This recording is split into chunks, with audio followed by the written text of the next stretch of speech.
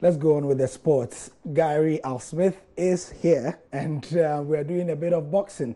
Now, it's been a year where we've seen some international bouts for Ghana. We've had a couple of world champions. We've seen a couple of close shaves as well. Richard Comey recently fought, and he was in our studios earlier today to talk about a variety of issues. One was about local coaches and about how it seems they are not able to match up to their international counterparts.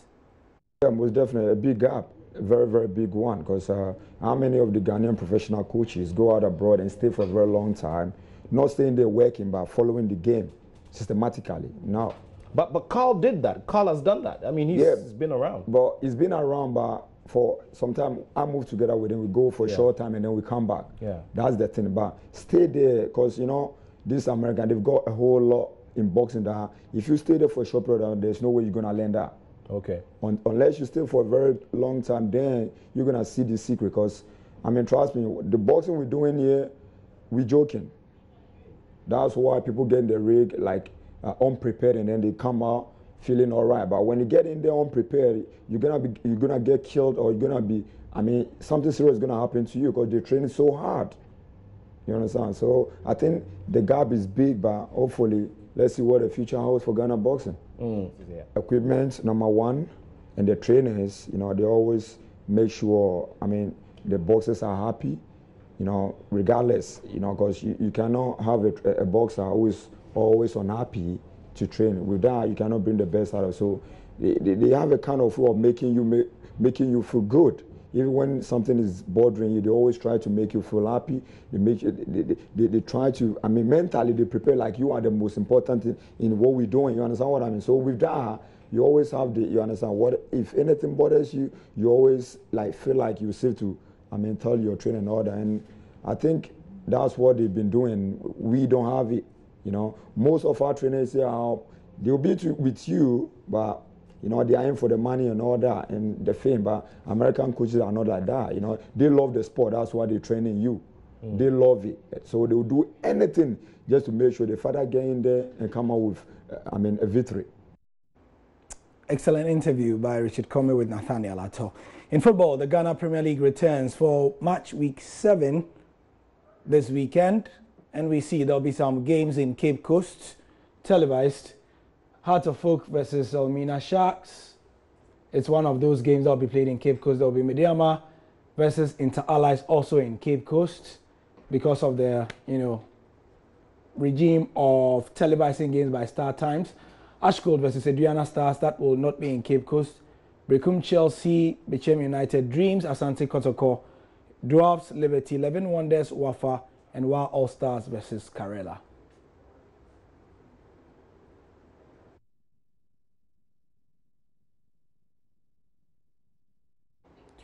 Right, in the UEFA Champions League, the draw was done for the last 4. Liverpool have been drawn against AS Roma, and Bayern have gotten themselves the defending champions. With the final 4 consisting of Real Madrid, Bayern Munich, Liverpool and Roma, football fans from all over the world had their eyes glued to their screens on Friday afternoon as the draw for the Champions League semi-finals got underway. 5-time champions Liverpool have history with all clubs involved, but it's been a while since they've found themselves in this position.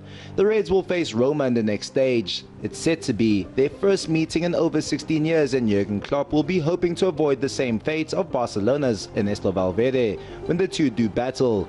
It's also set to be quite the reunion for former Roma man Mo Salah. Record and defending champions Los Blancos will meet Bayern Munich in the other semi-final. The Spaniards played the Germans in the semis in 2014 and 2012. Bayern winning the first on penalties, Real the second, and again in last year's quarterfinals. When Real won those ties, they went on to win the tournament. The matches will be played on the 24th and 25th of April, with the second legs taking place on the 1st and 2nd of May. There'll be Premier League action as well as Manchester United target a strong finish. Manchester United's Derby Day win may not stop their city rivals from lifting the Premier League title this season. However, the shockwaves of Saturday's victory may be felt beyond the end of this campaign, with belief growing that they can challenge for the title next season. The confidence is high within the team. When I look around the dressing room, We're united in name as well as in nature. I think hopefully this season will end strongly, and I think we're there for the challenge next season. Antonio Valencia has captained United on the pitch for a majority of the season, becoming one of Mourinho's most trusted men, and the fullback is enjoying life under his current boss. He's obviously had a big impact, and I have to say I trust him totally in the decisions he makes. He's afforded me the responsibility of being team captain, and I can only thank him for the confidence he's placed in me, and I hope to repay that on a match-by-match basis.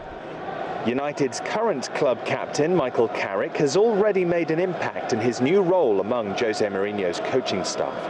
The 36-year-old was reportedly instrumental in inspiring United to that Derby Day comeback at half-time, and Valencia is confident Carrick will excel in the next chapter of his career. He'll be a great trainer. He's also a very intelligent man and a very intelligent player. I'm sure his experience here will serve him well as a good coach. He's such a smart guy. Despite the distance to Manchester City this season, there is a quiet confidence that United will be able to provide a more entertaining title race next time around. Meanwhile, after having a red card a couple of games ago, Jordan Ayew will be back, and his manager, that's the Swansea boss, Carlos Carvalhal, is excited about it. Swansea's Jordan Ayew is set for a comeback this weekend in the Premier League against Everton after serving a 3-match ban. The Ghana international has been on fine form of late, scoring 6 of his 10 goals this season under manager Carlos Carvalhal.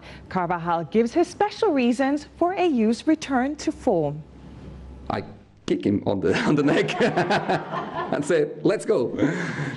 I give confidence and put him to play, and put the players comfortable to play, be free of the head, enjoy the game. The best that we can do with players is put them in the correct position, and that they are comfortable in the position.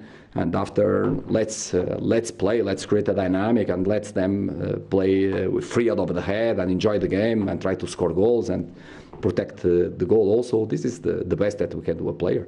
So it's what we did to him. In the Commonwealth Games, Ghana may have just copped 1 medal, a bronze, in the boxing in the last 24 hours, but for teams like Jamaica, it's commonplace. And Usain Bolt, the former world champion, multiple winner, has been backing his countrymen and the relay team in particular to gold. Usain Bolt is at the Commonwealth Games, but sadly for the athletics world, only as a spectator, but he'll be supporting his countrymen as they go in pursuit of more track dominance. Bolt was on hand to give out medals to track athletes in the Gold Coast, and he then reflected on Jamaica's chances of defending their 4x100-meter relay title, with other nations lurking.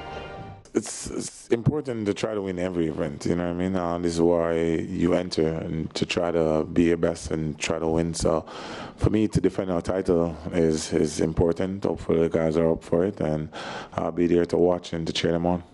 South Africa are a formidable force on the track, with Akani Simbini and Henrico Brenkis having shone in the men's 100-meter final, and Bolt believes that there will be a threat to the Jamaican crown. Well, for me, possibilities is endless, you know what I mean?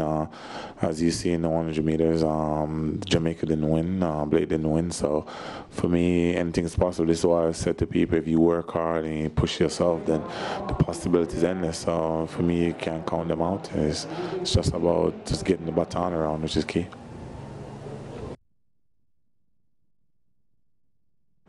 Last time we checked, Australia were dominating the medals table. Is it looking like the same story? Let's have a look at it now. Yeah, it has been a disappointing Commonwealth Games for the hockey teams, but Team South Africa as a whole, they've done all right. They are 5th. Yes, so Australia still dominating. They have 168.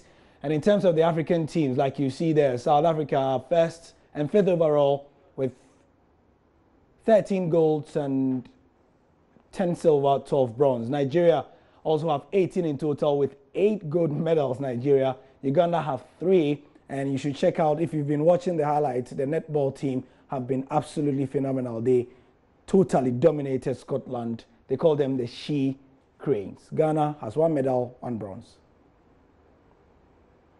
And that's the sport for now. 10:30, I'll be back to preview all the action of this weekend's football from Ghana and around the world. Stay with us.